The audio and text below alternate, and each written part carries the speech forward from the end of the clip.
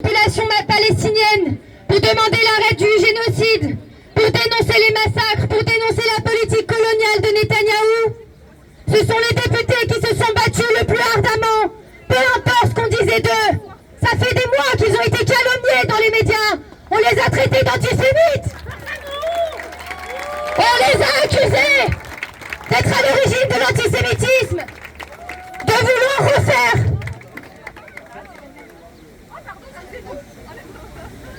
Et malgré tout, les députés ont tenu bon, malgré tout le négatif, malgré leur image, ils se sont toujours tenus du côté de l'humanité. Et je pense que pour ça, on devrait les saluer. Aujourd'hui, l'arrêt de la Freedom Flotilla a un goût très particulier pour la France Insoumise, parce que comme vous le savez, une eurodéputée, la France Insoumise, Rima Hassan, fait partie des prisonniers. Il y a quelques semaines, quand la mission du Freedom Flotilla avait été annoncée, Rima Hassan avait déclaré la phrase suivante. Alors qu'on lui demandait si elle avait peur de mourir, elle avait répondu que non, et qu'elle mourra toujours en défendant la Palestine et ses racines. Aujourd'hui, malgré toutes les menaces avant le départ, elle n'a pas baissé les yeux. Elle est partie sur ce bateau, prenant le risque de se faire bombarder, de se faire assassiner, et elle finit finalement emprisonnée. Malgré ça, le gouvernement français ne réagit pas. Il a simplement demandé à accorder la protection consulaire.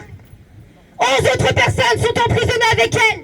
Des journalistes, des activistes, parmi eux 6 ressortissants français, et toujours rien n'est fait concrètement par l'État français. Depuis des semaines maintenant, on se mobilise chaque semaine pour dénoncer le génocide en cours à Gaza. Ces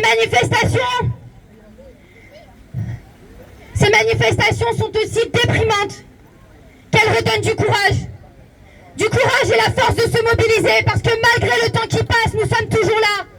Déprimantes parce que malgré le nombre de morts, rien n'est fait pour arrêter ce massacre. Aujourd'hui, c'était la goutte de trop. On demande la libération de tous les prisonniers. On demande un accès sécurisé de la Freedom Flotilla. Et on demande à nouveau l'arrêt du massacre et du génocide en cours. Free Palestine! Free Palestine! Viva, viva Palestina! Viva Palestina! تحيا فلسطين! تحيا فلسطين! Free Palestine! Free Palestine! Et maintenant, je vais laisser la parole. On va vous lire le dernier tweet que Rima Hassan a posté avant d'être emprisonnée par le gouvernement et son armée génocidaire.